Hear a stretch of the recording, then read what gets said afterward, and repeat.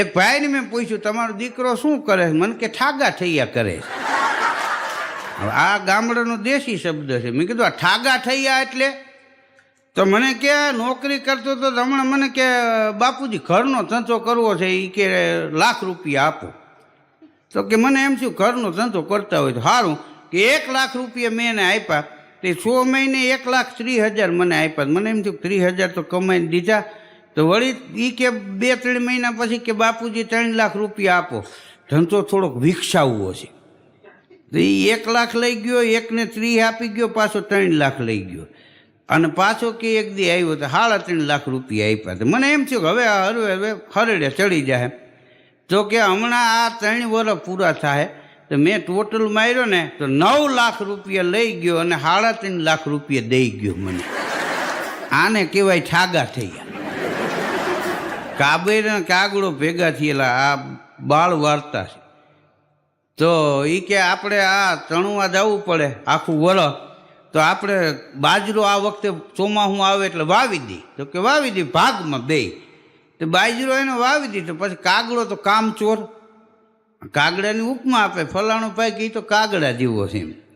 કાગડા કોઈ દી કામમાં ન આવે. આખું કામ બધું નીંદવાનું ની બધી કાબેર કરે, આટો મારીને આવતો રહ્યો કાગડો. પછી કાબેર કે હવે મોસમ આવી, લણવા તો આવો. તે જઈને એક ડુંડામાં ચાંચ મારીને તો ઓય કરીને પડી ગયો. કેમ કે ચાંચમાં તકલીફ થઈ ગઈ, કે પાછી ઘડાવવી પડશે, તિરાડ પડી ગઈ. તો કે ક્યાં જાઓ? કે મિસ્ત્રીની કોયડે. એ વયો ગયો. તો કાબેરભાઈ બીજે દી ગઈ કે હું થઈ ગયું રેડી. તો કે ના ઠાગા થૈયા કરું છું, ચાચુડી ઘડાવું છું, જાઓ કાબરભાઈ કાલ વહેલો આવું છું. એવું 5 દી આવ્યું. તે બાજરો લણાઈ ગયો, હમો થઈ ગયો. કાબેરબેન ગયા એ કે હવે તો કાગડાભાઈ હાલો ભાગ પાડી નાખી અને ભાગ તો લઈ જાઓ. તો કે હાલો આવું. તે ઉડતા બે આવ્યા ને, એક ઢગલો ઢૂહાનો પડ્યો હતો, બાજરોનો તૈયાર ઢગલો, તો મોટો ઢગલો જોઈ ગયો. હા, અને કાગડાને દાન જ બગડી. તો ઉડતા ઉપરથી પડ્યો કે મોટા ઢગલામાં ઢૂહામાં. આ ઢગલો મારો તે 1.5 ફૂટ અંદર ગરી ગયો અને માથે ઢૂહા વળી ગયા. હા, એ આપણી કહેવત છે કે ઠાગા થૈયા કરું છું, ચાતુડી ઘરડાવું છું, જાઉં કાબરભાઈ કાલ વહેલો આવું છું. કામ નથી કરવું અને વધારી લેવાની જે દાનત રાખે ને, એ કદાચ ઢૂહામાં કાગડો દબાઈ ગયો એમાં આ લોકો દેણામાં દબાઈ જાય, એમાં બીજું કાંઈ વરે નહીં.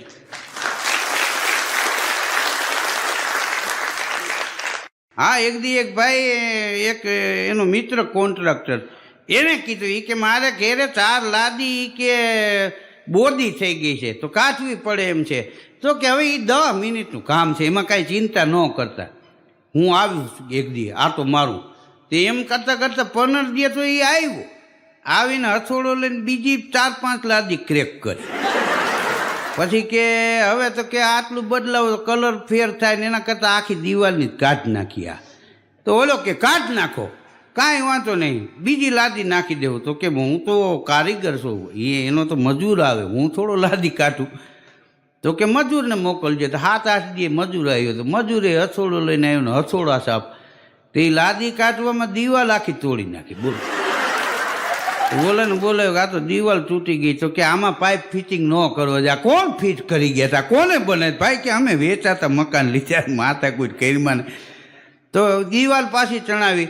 તો કે હવે લાદી આપણે ફિટ કરી દઈએ ને. તો બજારમાં ગયો હતી કે હવે મળતી નથી આવી લાદી. તો હું છગનભાઈને લાદી લેવા મોરબી જવાનો છું, હારે નાખતો આવીશ તો આરો થઈ જાય. તે 1.5 વર્ષ કાઢ્યું. હા, ઓલા ભાઈ મને કે હગાવાલાનો ફોન આવે છે, એ પૂછે ઓલી લાદી થઈ ગઈ. આને કહેવાય ઠાગા થઈ. તમે કામ બતાવો ને તો 10 મિનિટ કે, પછી કામ કરવામાં 10 મહિને કામ કરતા નથી. માણસ ધંધા ઉપર જાય અને ઘેરે પાછો આવે, એમાં તફાવત એ છે કે ધંધા ઉપર જાય ત્યાં ધીમો હાલે છે અને પાછો ઘેરે આવતો હોય ઝપટ રાખે છે. જો ઘેરે આવવામાં ઝપટ રાખે એટલી માણસ ધંધા ઉપર જવામાં ઝપટ રાખે તેને કોઈ દી વાંધો ન આવે. બેંકમાં બોર્ડ માર્યું કે પીળા માલ ઉપર લોન મળશે. તો એક ભાઈ ગયો લાઈનમાં ઊભો રહ્યો. બેંક મેનેજર કે ભાઈ બોલો, કે લોન લેવી છે, પીળો માલ છે કે હા લેતા આવ્યા છો કે ના? તો કે લેતા આવો. તો હળદરનું ડબલું લઈને ગયું બોલ. લઈ આવ્યા પીળો માલ કે હા તો લાવો એ કે તે થેલીમાંથી કાઢ્યું પીળા હળદરનું ડબલું કે આ પીળો માલ એ કે આ પીળો માલ ન હાલે તો કે હોનું હોય તો વેચી ન લેવી આ હું કામ ધક્કા કાય. આમને એમ કે બોર્ડ મારીને બેઠા છો પીળા માલ ઉપર રૂપિયા મળે. સાહેબને ખખલાવવા માંડ્યું બોલો. તમે જો ઘણા પાસે તમે રૂપિયા માગતા હોય ઉઘરાણીનો ફોન એને કરો તો શમશાન યાત્રાની ગાડી જતી હોય ને હે રામ નિયાજીને ફોન ઉપાડી કે ભાઈ હું શમશાન યાત્રામાં છું 2 દી પછી કરો. આપણે સાહેબ રામ બિચાર કોણ એને ગુજરી ગયું છે. અને જો તમે ફોન કરો અને એ ગાડી પાસે ઊભો હોય હે રામ થતું હોય તમે એમ કહો ને કે ઓલા 50,000 લઈ જાવ એ કે હમણાં વીથી પૂરી કરીને 1.5 કલાકમાં આવું. દેવામાં માણસ નથી આવતા, લેવામાં માણસ હળી મૂકે છે બોલો. મામલતદાર કચેરીએ બોર્ડ માર્યું કે અહીંયા કામ સિવાય કોઈએ બેસવું નહીં. તો એક દી સાહેબ આવ્યા 11 વાગે, ત્યાં તો 5-7 બાયું મગ હમા કરતા હતા ફૂપડા લઈને બોલો. નિયા સાહેબે આમ બધું જોયું એ કે અહીંયા બોર્ડ માર્યું કામ સિવાય બેસવું નહીં, કેમ અહીં બેઠા? તો કે અમે ક્યાં કામ સિવાય બેઠા છે, મગ હમા કરી છે. કે પટાવાળાએ ના ન પાડી તો એ હું ના પાડી કે અમે કીધું ફળિયામાં ગારો છે એટલે અહીંયા હમા કરી છે. પટાવાળો ક્યાંય ગયો કે એ તો અમારા સારું ચાનું કહેવા ગયું છે. હવે મૂળ પટાવાળાને એમ કે સાહેબે મગ લીધા છે ને આ બાયું એના મગ હમા કરવા આવ્યા. સ્કૂલમાં ગણિતનો પીરિયડ હાલતો હતો, એમાં માસ્ટર સાહેબે વળી બ્લેકબોર્ડમાં લખ્યું કે 11 ને 5 ભાગો. તે છોકરા દફતર લઈ લઈને હળી મેલી બહાર દોડી. હેડ માસ્ટર આડા ફરી ગયા, ક્યાં જાવ છો? તો કે ઘેરે. કેમ? એ કે સાહેબે અંદર લખ્યું છે કે 11 ને 5 ભાગો. પછી સાહેબ ત્યાં ગયા લખ્યું હતું 11 ને 5 ભાંગો આને. માન છોકરાઓને સમજાવીને પાછા વાય. છોકરા ભગવાનનું રૂપ છે પણ માપે હોય તો નકર અઘરા પડી જાય. એક છોકરો બજારમાં નીકળ્યો ને તેમાં રૂપિયો એક બીજા છોકરાને પડી ગયો, એની માથે પગ દઈને ઊભો બોલો. હા તે ઓલો છોકરો સ્કૂલે મોડો પૂગ્યો. સાહેબ કે કેમ મોડો આવ્યો? કે સાહેબ મારો રૂપિયો ખોવાઈ ગયો. તો સાહેબ કે અરે બિચારાનો રૂપિયો ખોવાઈ ગયો. ત્યાં આવડો આ આવ્યો.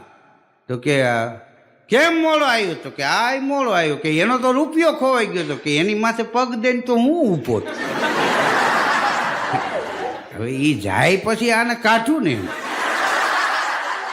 એક ભાઈ વિદેશમાં ગયા, કામિની પૂછે કંસને કયો ભલેરો દેશ? તો કે સંપત્તિ હોય તો દેશ ભલો, નહીતર ભલો પરદેશ.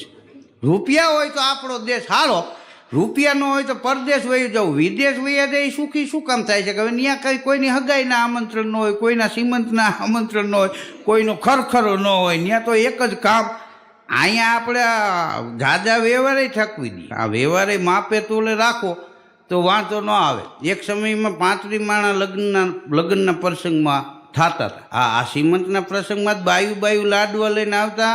તો પુરુષો તો ખેરેનું હોય તો વાળી હોય 8-10 બાયું એ કામ પતાવી લેતા. અટાણે 800 માણાના જમણવાર તો સીમંતમાં થાય. આવા સીમંત કરવામાં શ્રીમંતાઈ ભૂહાઈ જાય. એમ સમયને અનુસંધાને હાલવું. વિદેશમાં એ ગયો ને 15 પાછો આવ્યો. કોકે પૂછ્યું એલા તું તો 2 વર્ષ માટે વિદેશ ગયો તો અને 15 દીમાં પાછો કેમ આવતો રહ્યો? તો કે વાયરનું કટિંગ કરતો હતો ને અંગૂઠામાં છીણી લાગી. તો એ કે ધનુરનું ઇન્જેક્શન તો ત્યાં જડે નહીં. એ ધનુરનું ઇન્જેક્શન લેવા અહીંયા આવ્યું મહેતા સાહેબની ત્યાં. અને કે હવે તો આપણા ગુજરાતી ત્યાં વચવા માંડ્યા છે એવું લાગે તો મહેતા સાહેબને ત્યાં લઈ જવા છે કે ફટ દઈને દઈ તો દે. આ પણ ધનુરનું ઇન્જેક્શન કીધું ન્યાય મળતું હોય, નામ ફેર હોય. આ તમારે તપાસ કરવી છે. આ મહેતા સાહેબ પાસે ધનુરનું ઇન્જેક્શન છે એવું નથી. આપણા દેશમાં છે એવું નહીં, વિદેશમાંય છે.